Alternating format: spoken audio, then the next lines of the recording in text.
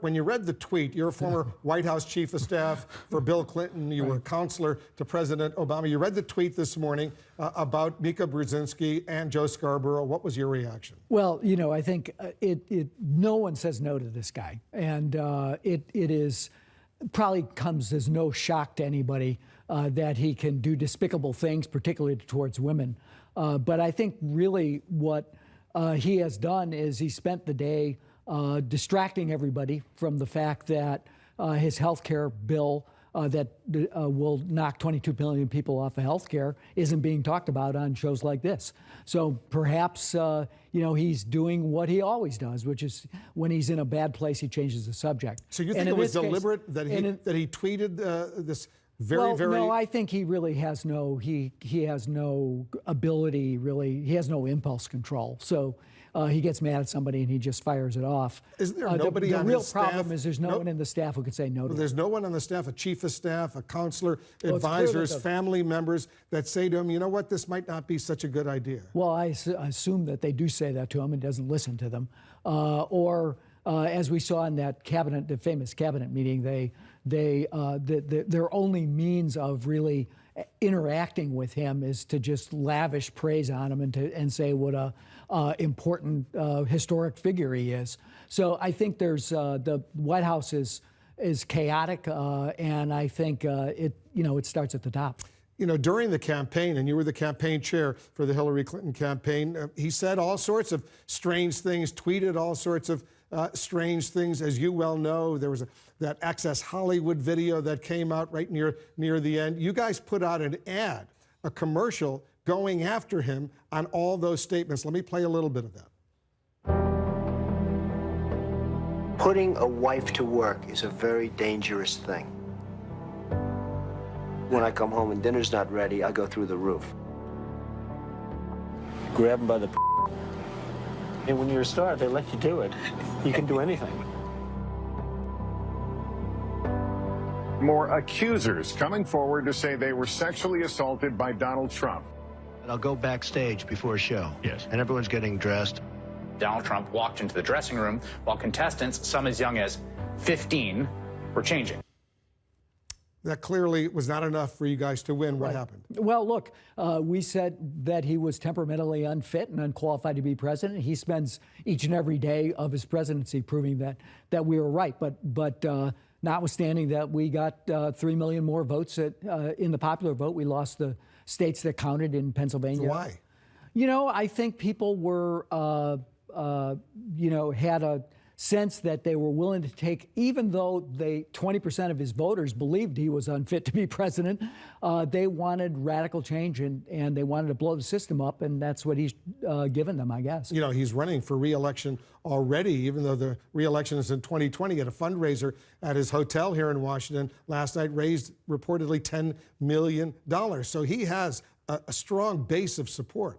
He does, but his job approval has dipped precipitously for any president. So I think that if you look at that 69% of people who wish he'd just stop tweeting, I think he's run into a serious amount of trouble. I think that his job approval hovers in the high 30s now. His colleagues on Capitol Hill can't make their minds up about whether they need to defend him or they need to attack him.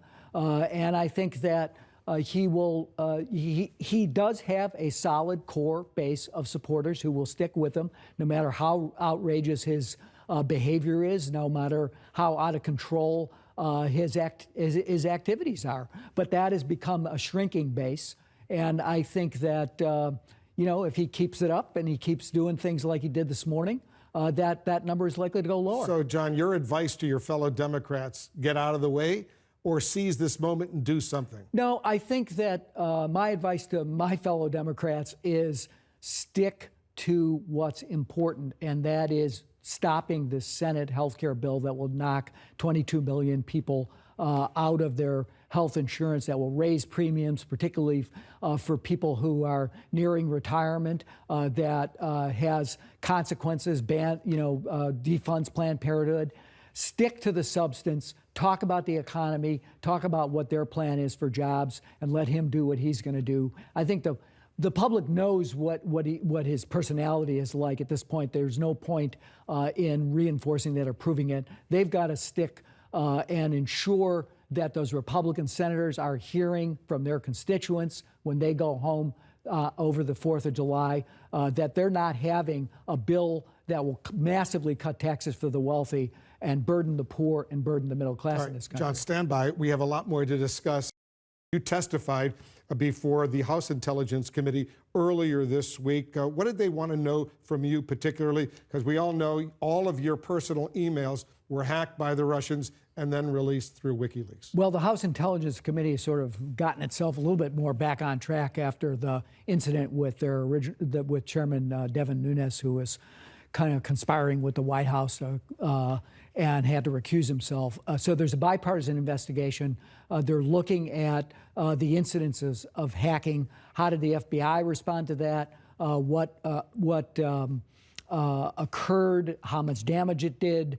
Most importantly, I think, what can we do about it? How are we going to deter future incidents? They asked me not to get into the specific questions and answers that I asked. I told them I would respect that. But broadly, there were members from both sides of the aisle. They asked me questions about what went on in 2016, what did I know, and I was happy to cooperate and come up and discuss that with them. Did you get, based on what you heard, and I know you're not going to go into a lot of specifics, but did you get the impression they were investigating whether there was some sort of collusion between Trump associates and the Russians that resulted in the hacking, your personal email hack, as well as the DNC? I think that's clearly within their charge, and they're clearly looking at But did you get the impression that's what they have specific indications that that's what they're looking at? I don't really want to characterize what they're doing, but they're definitely, that's in their mandate, and they're looking at that question.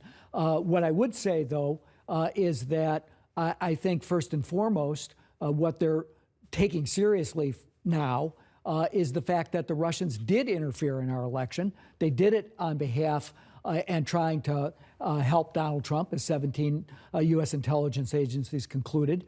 And that is a direct assault on our democracy and needs to be dealt with. Now, Mr. Trump is going to visit with Mr. Putin. His last visit with Russians, when he saw the foreign minister of Russia and the ambassador to the United States from Russia, didn't go so well. It was in there where he was kind of bragging about the fact that he fired Jim Comey and the heat was off of him.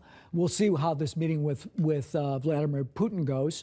The last time I think President Obama saw Putin, he told him to get out of the U.S. elections. Obviously, that didn't happen. But you've seen all the criticism that President Obama has been receiving lately. That we'll see what even though in Trump early does. August he was told by the CIA the Russians were interfering at the personal instruction of Putin, his response was restrained. Well, I think that with 2020 hindsight, I think that they were focused on the vote itself, but I think that what really ended up happening was the fruits of the hacking activity that was carried on, including of my personal email account, by Russian intelligence, was weaponized. It was used to damage Hillary Clinton and to help elect Donald Trump. And I think that I assume that many of the people who served President Obama, I'm not trying to second guess their judgments at the time. I think they had a difficult set of decisions to make, but I'm sure many people look back with 2020 hindsight and wish they had been more aggressive in putting that out to the public at an earlier time frame. They did on October 7th issue a letter from the Director of National Intelligence and the Secretary of Homeland Security that the Russians were interfering in our electoral process. But the president's restrained reaction, which has come under a lot of criticism, even including from some Democrats, a lot of Democrats for that matter, was it because he simply assumed that Hillary Clinton was going to win the election and he didn't have to worry about Donald Trump? I mean, that's a question better addressed what do you think? to him. I think it was. I think he looked at the overall situation and was concerned about looking like he was playing, being partisan, playing favorites, and they made judgments that they can defend on their own. I think from our perspective, we were saying to the mainstream media at the time,